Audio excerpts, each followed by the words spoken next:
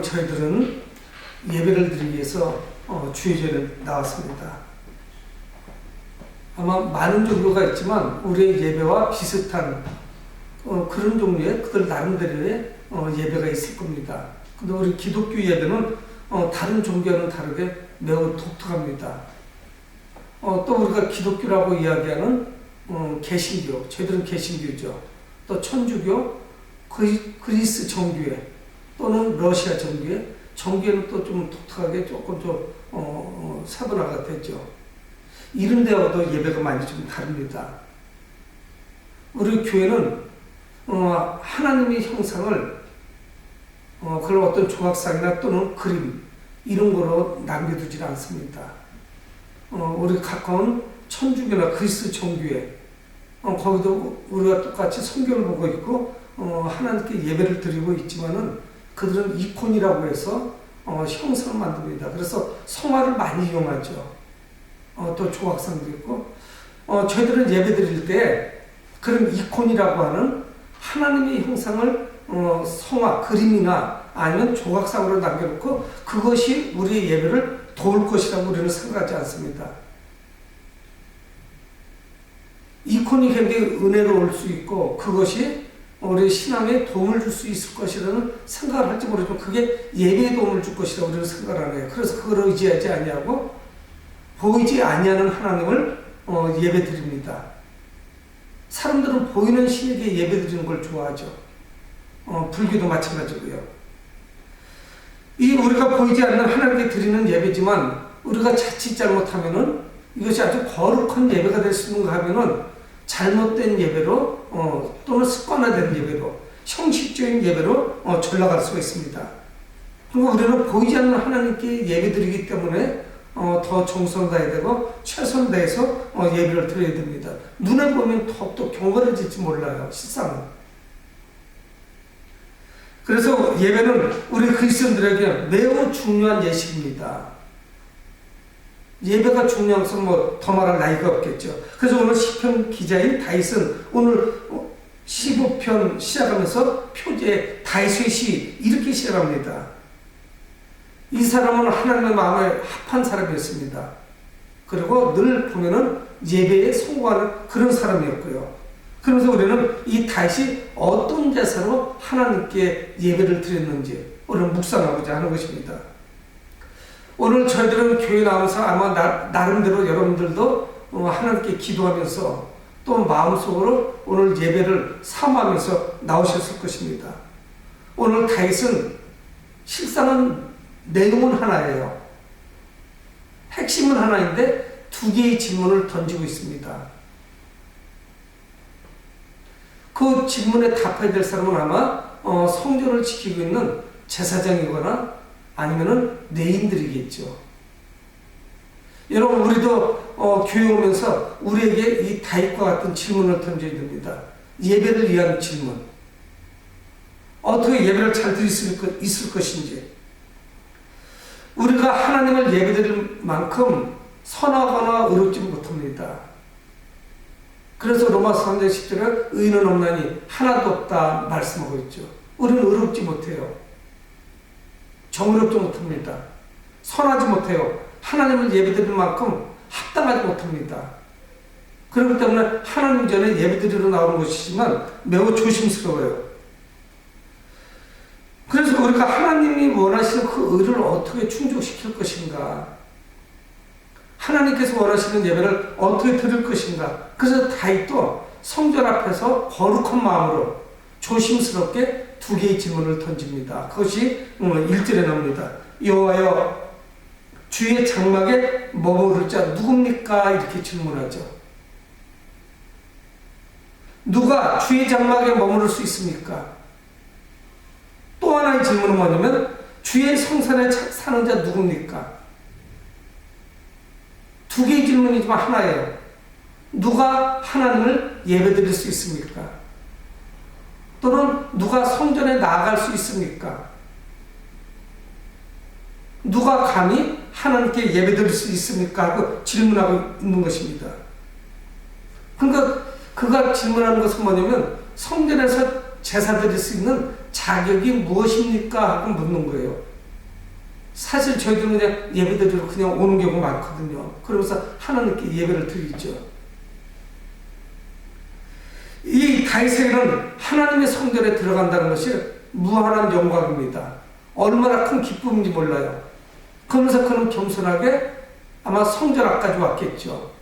그래서 제가 과연 이곳에 들어갈 수 있는 그런 자격이 됩니까? 하고 여쭤보는 거예요. 실상은 마지막 이 질문에 대한 대답은 하나님이 해주셔야 되지만 그 성전을 지키고 있는 제사장이나 레인들에게 질문하는 것입니다. 그는 제사 드리고자 하는 열망이 뜨겁습니다. 하나님을 제사 드리고자 하는 마음, 거룩한 마음을 가지고 있죠. 사모하는 마음이 있어요. 그래서 성전 안에 들어가 하나님의 인도하심을 받고 하나님과 교제하고 하나님의 보호심을 받길 원하죠. 시편 61편 4절에 내가 영원히 주의 장막에 머물며 내가 주의 날개 아래로 피하리이다.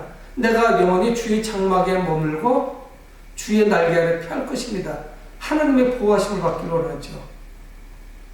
그런데 그가 하나님께 나온다는 것은 대단히 중요한 것이에요. 하나님께 제사 드린다는 것. 우리도 오늘 다윗과 같은 이런 마음을 가지고 예배드리러 나와야 되겠죠. 진지한 마음. 진지해야 되죠. 왜냐하면 우리는 천지를 창조하신 하나님께 예배를 드리는 것입니다. 그런 사람은 없을 거예요. 이게 뭐 아무 생각도 없이 그냥 오는 사람이 누가 있겠어요. 기독교 예배에 몇 번 참석한 사례라면 이것이 무엇이라는 것을 알 겁니다. 굳이 설명을 안 해도 예배가 얼마나 소중한 것이라는 걸. 그러니까 우리가 매주 모여서 하나님을 예배드리죠. 그래서 예배를 잘 드리기 위해서 교회는 예배의 어떤 순서나 이런 것도 변화를 추구하기도 하고 순서 여러 가지를 삽입하기도 하고 그래서 더 하나님 잘 드리기 위해서 우리는 노력하죠. 여러분 구약에 나오는 이 성전은 무엇입니까? 이 성전 개념은 매우 중요해요. 성전은 하나님께서 임재하시는 현장이에요. 그렇기 때문에 중요하거든요. 물론 성전이 아니어도 하나님은 온 피조세계에 다 운행하고 계시고 그곳에 늘 함께 계시죠. 하늘 끝에도 계시고 땅 끝에도 계시는 건 분명해요.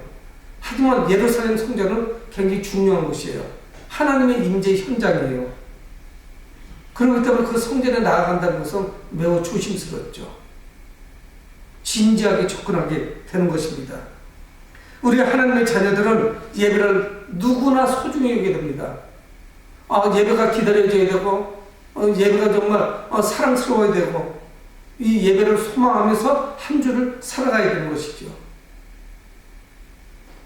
목회자는 한 주가 시작되면 월요일이죠. 주일이 지나고 월요일부터 또 한 주가 시작되면 주일날 그 예배를 위해서 또 6일을 다 준비하는 거예요. 지난주에 한글날이 있었고 10월 3일은 개천절이었지만 저는 뭐 어디 가본 적이 없습니다. 다른 목사님들도 그럴 거예요. 이 스케줄상 그렇게 쉽게 움직일 수가 없어요. 똑같이 출근해서 똑같이 하는 거죠. 그러니까 쉬려고 하면 좀 쉴 수 있겠지만 누구나 목회자도 그런 거룩한 부담이 있습니다. 하루 이틀을 빼먹으면 차질이 생기죠. 예배에. 성전 앞에서 다윗과 같은 이런 질문을 우리 자신도 나에게 좀 던지셔야 돼요. 주여, 성전에 거할 자가 누굽니까? 성전에 들어가서 하나님을 예배드릴 수 있는 자격이 무엇입니까? 궁극적으로는 하나님, 제가 성전에 가서 하나님을 예배드릴 수 있겠습니까? 는 그런 질문을 던져야 되겠죠. 그래서 우리는 예배드리기 전에 내가 예배드릴 수 있는 그런 준비가 합당하게 되어 있는지 늘 자기 자신에게 물어봐야 돼요. 내가 예배드릴 준비가 되어 있는지. 부산하게 한 주 동안 막 부산하게 살다가 마음속에 전혀 준비가 안 된 상태가 어수선한 상태에서 나왔는지, 또 예배 참석하기 전에 미리 집에서부터 마음을 가다듬고 그래서 나온 것인지. 이 다윗의 질문을 받은 자는 성전에 들어갈 수 있는 몇 가지 항목을 이야기합니다. 10가지를 이야기해요. 출애굽기에 나오는 십계명과 유사합니다. 10가지를 말씀하고 있는 거예요. 그래서 우리가 이거를 하나하나 전부 분석하고 이 말씀의 의미를 깊이 묵상하기는 쉽진 않아요. 10개나 되기 때문에. 근데 10가지를 말씀하고 있습니다. 주의 장막에 머무를 자, 주의 성산에 살 수 있는 자는 누구냐? 첫째, 2절에 정직하게 행하는 사람이라는 거예요. 정직한 사람. 이 정직하다는 의미는 온전하다는 의미를 가지고 있습니다. 그래서 구약 성경에서는 노아에게 사용이 됩니다. 노아는 그 시대에, 불완전한 시대 아니겠어? 하나님을 온전히 섬기지 않는 그 시대에 노아는 온전히 그 가족이 하나님만을 섬겼죠. 그래서 홍수 사건으로 인해서 모든 인류를 쓸어갈 때 노아의 가족들은 살아나게 되죠. 구원을 받게 됩니다. 그러니까 정직하다, 정직해야 된다는 거예요. 성전에 들어갈 수 있는 사람은. 또 하나는 뭐냐, 2절에 공의를 실천해야 된다고 말씀하고 있습니다. 두 번째는 이 공의라고 하는 것은 하나님의 기준에 합당한 도덕적, 윤리적 삶이죠. 여러분, 우리의 삶을 통해서 공의가 실천되어야 돼요. 하나님의 성품인 그 의로움이 드러나야 됩니다. 한 주 내내 우리가 살아가면서 불의만 행했다. 그런 사람이 어떻게 하나님을 예배드릴 수가 있겠어요? 전혀 변화되지 않은 삶을 살아가고 있는데, 우리가 의로운 삶을 살아간다면 말씀을 듣고 말씀에 순종하고 그 말씀대로 살아갈 거예요. 그것이야말로 의로운 삶이기 때문에. 근데 이 세상이 얼마나 불의한지 알 수가 없습니다. 우리가 세상에 나가서 빛과 소금의 사명을 감당해야 되겠죠. 이것은 뭡니까? 영향력을 미친다는 거예요. 세상을 밝힌다는 거예요. 이미 이 세상, 우리가 사는 세상은 우리가 태어났을 때 죄악이 가득한 세상이에요. 아담과 하와 이후에. 오늘 두 번째 말씀 뭐냐? 공의를 실천해라 말씀하겠습니다. 세 번째는 뭐냐? 성전에 들어가는 사람은 마음의 진실을 말해야 된다. 성경 말씀하고 있습니다. 진실은 무엇입니까? 언제나 믿을만하다는 것을 말씀하고 있죠. 그의 말과 삶은 믿을만해요. 진실해요. 신뢰할 만하다는 것이에요. 거짓이 없어요. 이런 사람의 삶은 어떻습니까? 삶과 그 말이 일치가 됐죠. 언행이 일치돼요. 그래서 우리도 신앙생활이다 이렇게 말씀합니다. 내 신앙과 나의 삶이 이것이 불일치가 되면 곤란하죠. 그래서 야고보는 계속 말씀하고 있는 건 아니겠어요? 행함이 있는 믿음. 그것이야말로 살아있는 믿음이죠. 행하지 않는 믿음은 죽은 믿음이다 말씀하고 있습니다. 우리는 매우 중요하죠. 내 마음의 진실을 말해야죠. 말과 행동이 일치되고 진실하기 때문에 다른 사람들의 신뢰를 받습니다.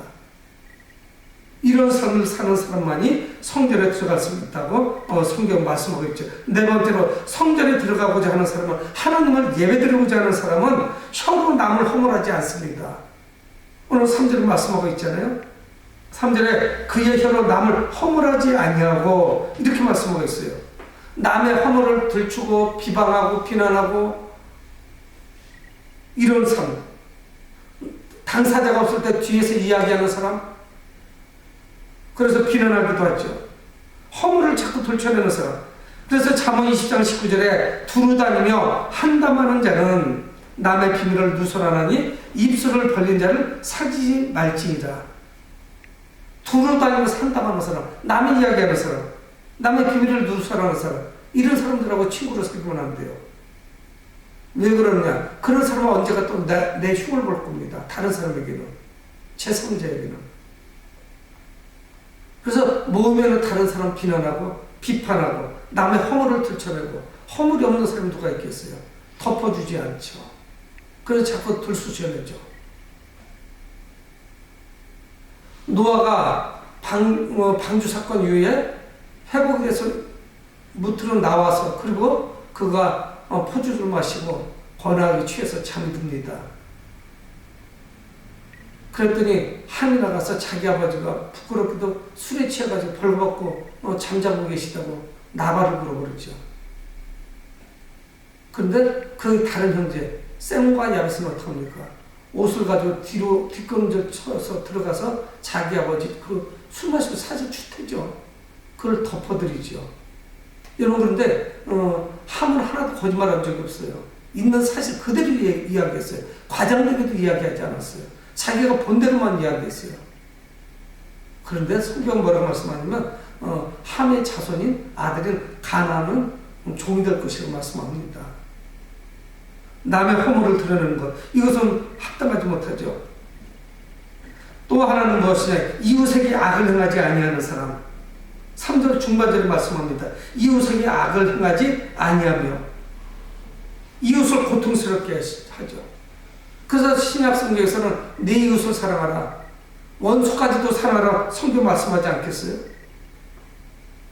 내 삶을 통해서 하나님의 사랑을 실천하는 것이죠. 여러분, 내가 하나님을 사랑한다고 하면서 눈에 보이는 형제자매도 사랑하지 못한다면 그것은 거짓말이에요. 있을 수가 없어요.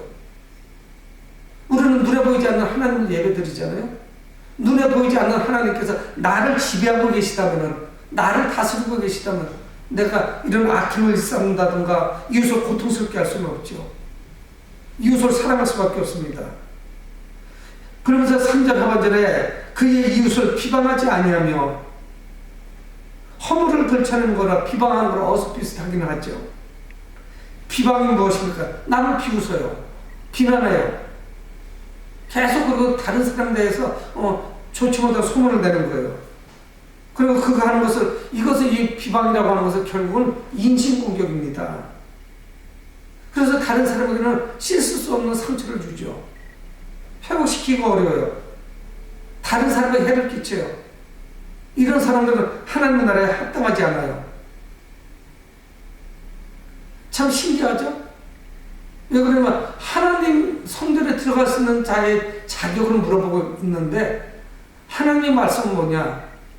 사람들과 관계를 말씀하고 있는 거예요. 이웃과 어떻게 지금 네가 살아가고 있느냐 하는 것을 2절 3절에서 말씀하고 있습니다. 이 땅에서 형편없는 삶을 6일 동안 살다가 주일날 하나님 전에 나와서 하나님을 예배드리는 것이 합당한 것이냐? 합당치 않다는 거예요. 우리는 특별한 지난 주간에 기도를 며칠을 했느냐, 금식을 했느냐, 헌금을 준비했느냐, 이걸 물어보시는 것이 아니라고요. 거룩하신 하나님께 나갈 수 있는 것이 무엇이냐? 우리가 생각했던 그런 준비가 아니었던 거예요. 그런 자격 조건이 아닌 거예요. 내 삶을 통해서 하나님의 말씀을 어떻게 실천했는지를 말씀하고 있습니다. 그러면서 이제 4절에 7번째 하나님 성전에 들어갈 수 있는 그 자격, 차지를 말씀하는 거예요. 그래서 4절에는 그의 눈은 망령된 자를 멸시하며 여호와를 두려워하는 자들을 존대하며, 이건 뭘 말씀하고 있는 것이냐? 영적인 능력이 있어야 돼요. 영적인 분별력이 있어야 될 그 말씀이에요. 그래야만 망령된 자, 하나님을 거절하고 거부하는 자, 불신자, 하나님의 반대편에 서 있는 자, 그런 자와 하나님을 경외하고 두려워하는 자를 구별할 수가 있는 거예요. 내게 영적인 분별력이 없으면요, 친구도 제대로 사귈 수가 없습니다. 다른 사람의 영적인 상태를 어떻게 구별할 수 있겠어요?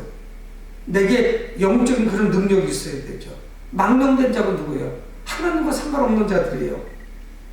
이런 자들을 구별할 수 없다면 우리의 신앙은 진짜 답답한 것이죠. 아직 성숙하지 못한 거죠.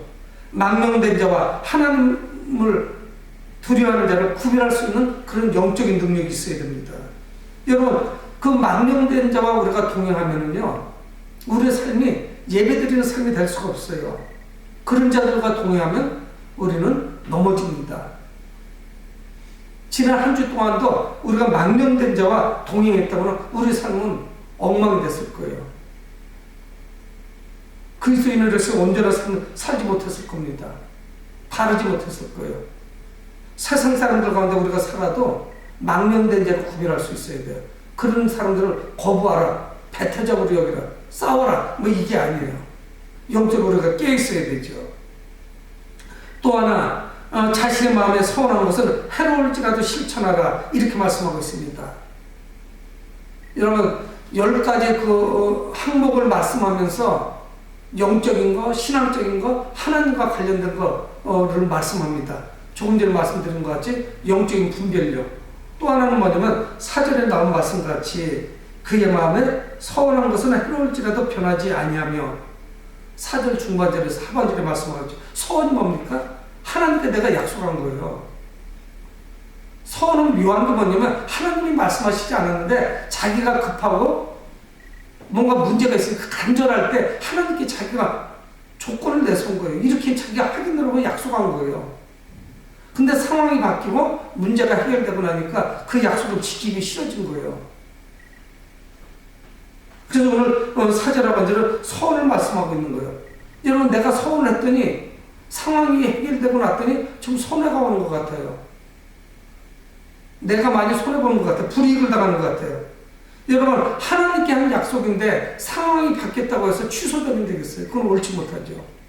그런 사람이 하나님 앞에 어떻게 재물을 드리고 하나님께 제사 드릴 수 있겠습니까? 하나님과의 약속은 내게 큰 희생이 따르더라도 약속을 잘 지켜야죠. 그게 옳지 않겠어요? 사사기에 보면 그런 사람이 있죠. 입다 같은 경우에 자기 딸을 드리게 되죠. 서원을 잘못했다고. 근데 약속을 지켰어요. 내가 전쟁에서 승리하고 돌아오면은, 승리하게 되면은 첫 번째로 나와서 나를 영접하고 환영하는 사람을 내가 하나님께 드리겠습니다 했더니 자기 딸이 나온 거예요.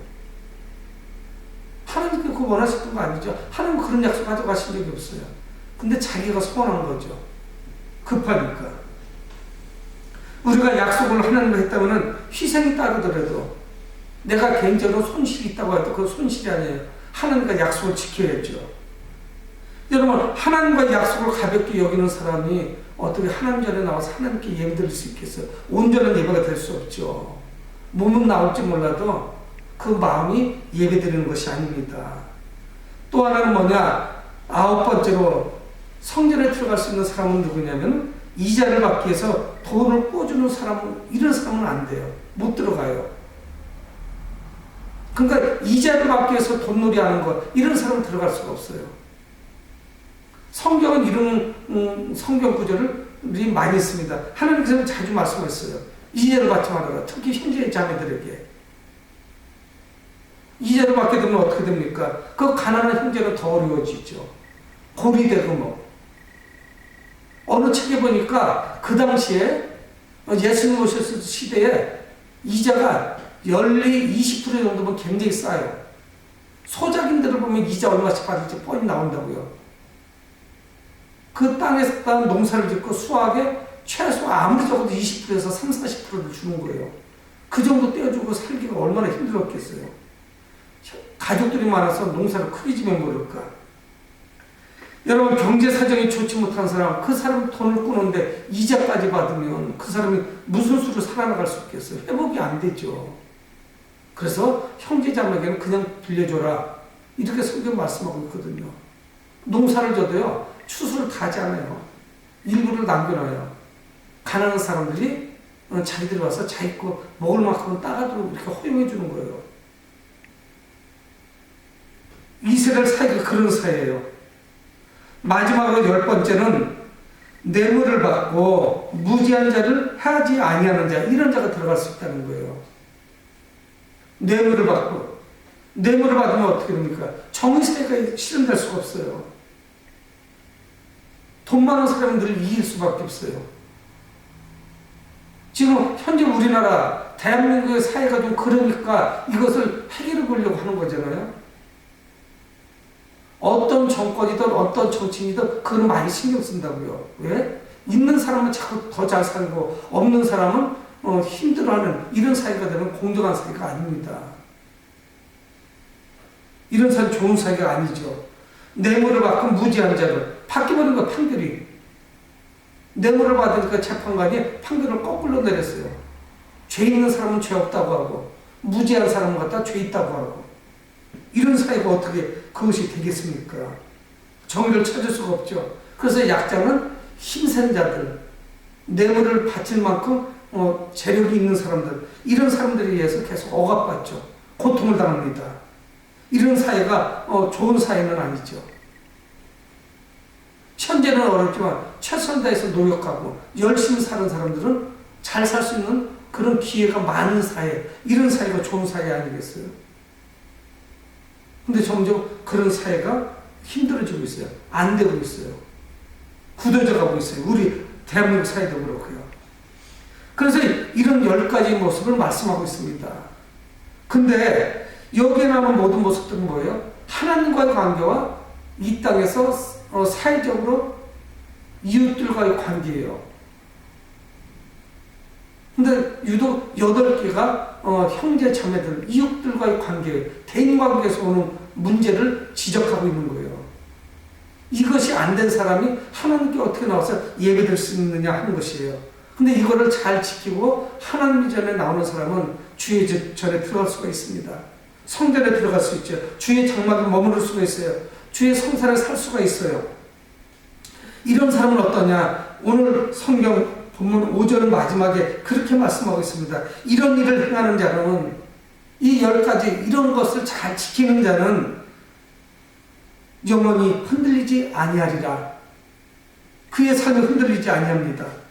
하나님 앞에 나갈 수 있는 자기 있음은 물론이고 영원하신 그 하나님과 동행할 수가 있어요. 그래서 영원히 흔들리지 않아요. 그의 삶이, 그의 영혼이. 왜 그러느냐? 그는 하나님의 말씀을 잘 이해했고 그 하나님의 말씀의 권위를 알았고 그리고 순종했습니다. 그래서 하나님을 사랑하고 이웃을 사랑하는 삶을 살아갔어요. 그의 삶 전체가 예배드리는 삶이었어요.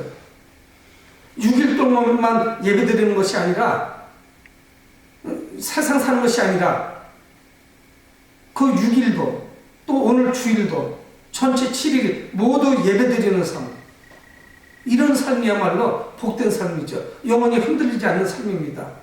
6일 동안은 그냥 세상 살면서 헝클어진 그런 삶을 살고 하루 동안만 경건한 삶을 살아야겠다. 그거 쉽지 않은 일이죠. 여러분, 하나님 앞에 참된 예배자는 영원하신 하나님의 임재 안에 거할 수 있어요. 내가 참된 예배자가 될 때 영원하신 하나님, 그분은 절대로 흔들리지 아니하죠. 여러분, 그렇게 할 때 우리의 삶이 흔들리지 않을 것이에요. 재앙 속에서도 흔들리지 않거니와 내 삶이 굳건한 반석 위에 세워지게 될 것이에요. 이런 사람은 성전에서의 삶을 자신의 삶에서 실천하며 살고 있죠.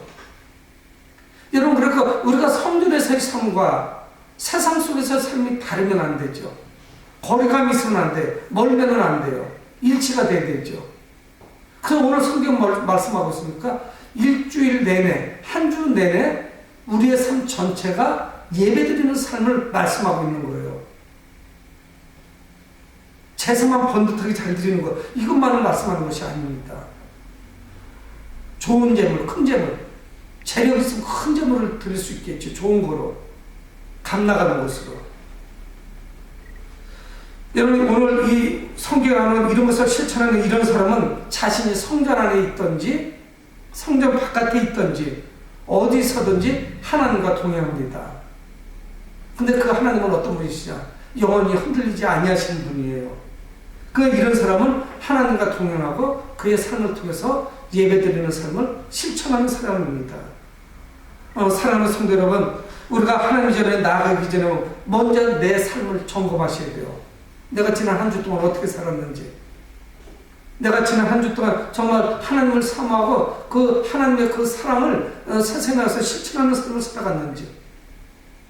사랑하는 성도 여러분, 우리가 정말 하나님 전에 나갈 때 그 성전에 합당한, 예배에 합당한 그런 사람이 되길 위하여 기도하시는 여러분 되길 주의 이름으로 축원을 드립니다. 고마우신 아버지 하나님, 은혜를 감사합니다. 오늘